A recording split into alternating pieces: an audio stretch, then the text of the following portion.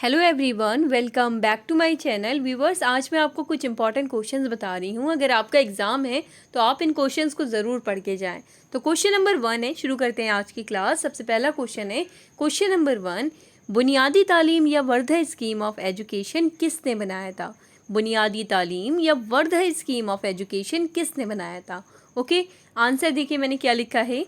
जब हल्टॉक कमेटी, ठीक है, हल्टॉक कमेटी की सिफारिशात के बावजूद बेसिक एजुकेशन को खातिर ख्वाह तवज्जो ना मिली, तब महात्मा गांधी ने बुनियादी तालीम या वर्धा स्कीम ऑफ एजुकेशन बनाया था। तो किसने बनाया था? महात्मा गांधी ने।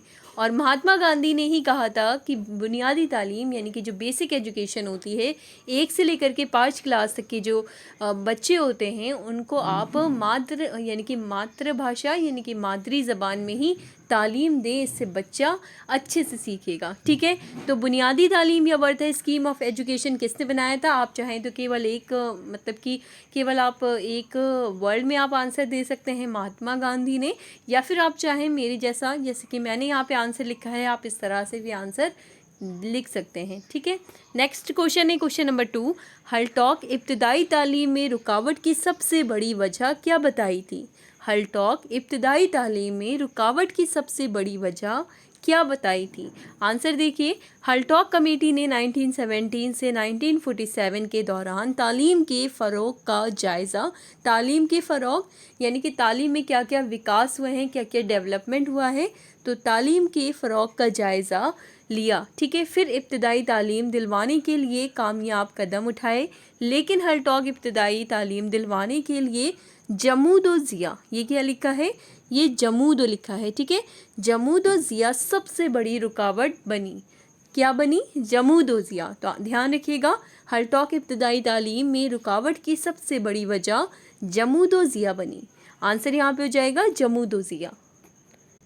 अगला क्वेश्चन है क्वेश्चन नंबर 3, अंदाज़े कद्र। अंदाज़े कद्र यानी कि एवेलुएशन की तारीफ़ बताइए, यानी कि तारीफ़ बयान कीजिए। बेसिकली आपसे पूछ रहे हैं कि अंदाज़े कद्र से आप क्या समझते हैं, यानी कि एवेलुएशन से आप क्या समझते हैं। तो अंदाज़े कद्र या पैमाने में फ़र्क होता है। अंदाज़े कद्र और पैमाने में फ़र्क होता है। पैमाने में तहरीरी इम्तिहान होता है। पैमाना यानी कि मेज़रमेंट में तहरीर का मतलब होता है रिटन, यानी कि रिटन एग्ज़ाम होता है पैमाने में। और अंदाज़े कद्र में तहरीरी इम्तिहान के साथ साथ बच्चे के ज़हनी, जिस्मानी और रूहानी फ़रोग़ का जायज़ा लिया जाता है।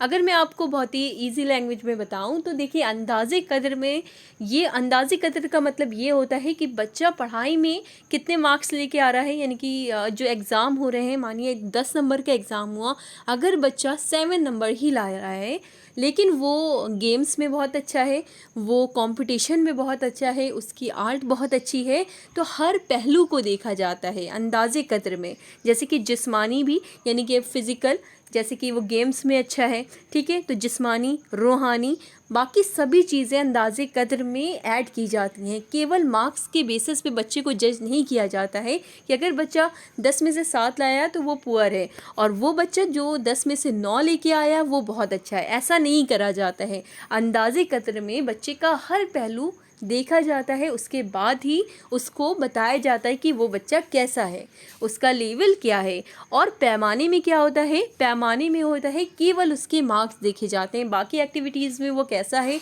वो पार्टिसिपेट करता है कि नहीं करता है, ये सारी चीज़ें पैमाने में नहीं देखी जाती हैं, केवल मार्क्स होते हैं।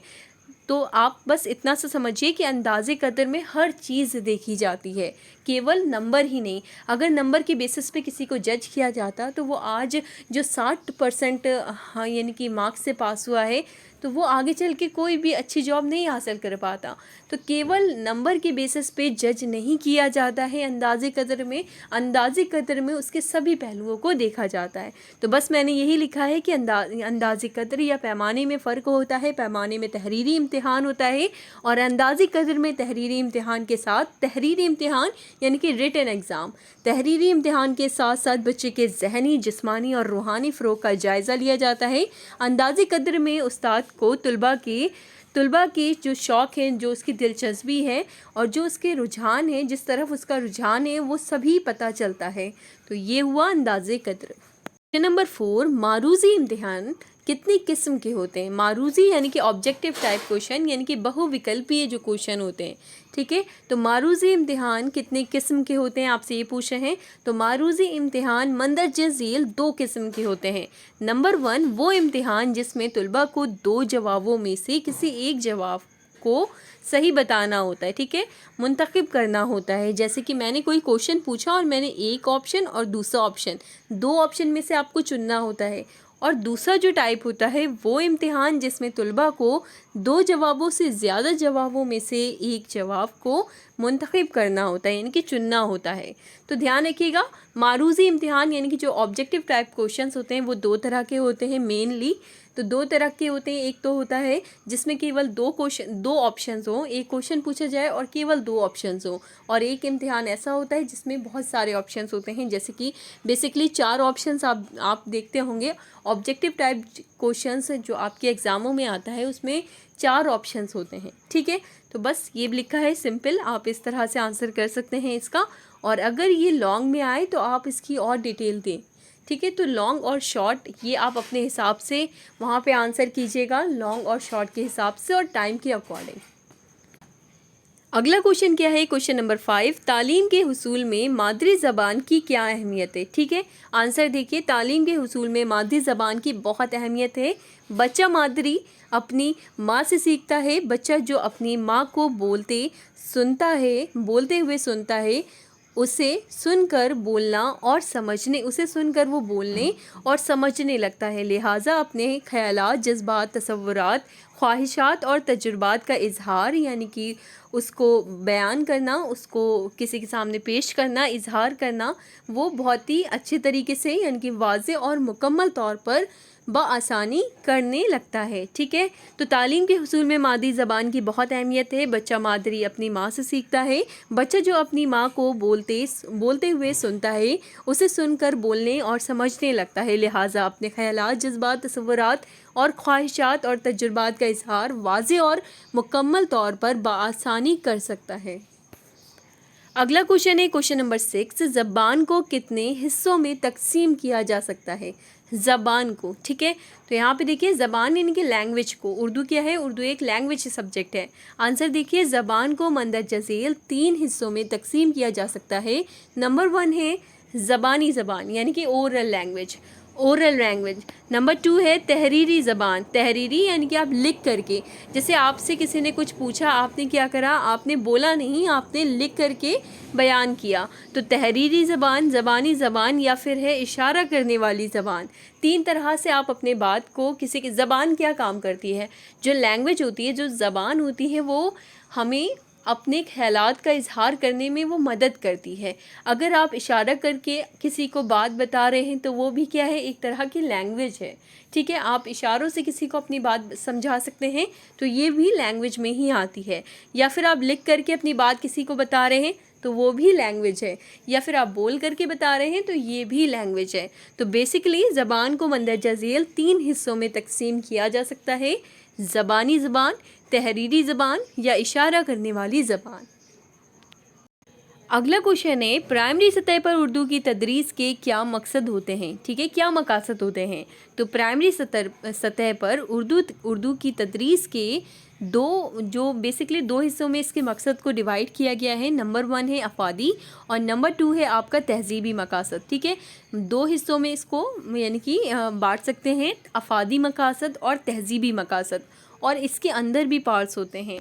तो अफादी मकासद को आप 4 हिस्सों में बांटते हैं और तहजीबी मकासद को आप 3 हिस्सों में बांटते हैं, ठीक है। तो ध्यान रखिएगा, अफादी मकासद को आप 4 हिस्सों में बांटते हैं और तहजीबी मकासद को आप 3 हिस्सों में बांटते हैं। तो अफादी मकासद को मंदरजा झील 4 हिस्सों में तकसीम किया जा सकता है।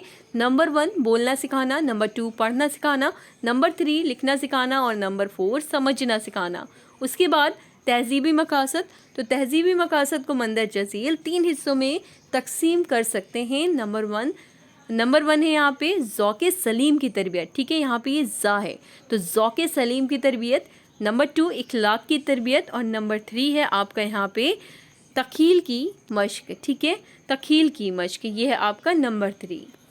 अगला क्वेश्चन है तदरीसे नशर में खामोश मुताले की क्या अहमियत है। ठीक है, तो तदरीसे नशर यानी कि नशर की टीचिंग में जो नज़्म और नशर दो हिस्सों में उर्दू को बांटा गया है, तो तदरीसे नशर में खामोश मुताले की क्या अहमियत है। खामोश मुताला यानी कि बच्चा साइलेंटली पढ़ रहा है, उसे बोलेंगे खामोश मुताला। मुताला मतलब होता है स्टडी, और खामोश यानी कि खामोशी के साथ पढ़ना। तो खामोश मुताले की अहमियत मंदरजा झील है।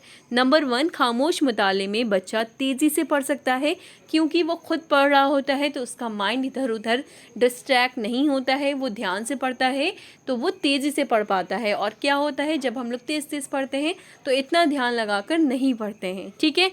नंबर 2 है, बच्चा खामोश मुताले में कभी कभी बात को कई बार दोहरा सकते हैं। ठीक है, कई बार अगर उसको एक लाइन नहीं समझ में आई तो वो फिर से रिपीट कर सकता है, बार बार वो रिपीट करता है। तो बच्चे खामोश मुताले में कभी कभी बात को कई बार दोहरा सकते। थर्ड पॉइंट है, खामोश मुताले में दिमाग पर ज़्यादा ज़ोर पड़ता है, और यानी कि जब वो साइलेंटली पढ़ रहा होता है तो वो बहुत ही गौर से पढ़ता है, समझ कर पढ़ता है, तो उसके दिमाग पर ज़्यादा ज़ोर होता है। ठीक है, और इसमें क्या होती है, थकावट कम होती है। थकावट कम होती है, बच्चा ज़्यादा से ज़्यादा पढ़ लेता है खामोश मुताले में।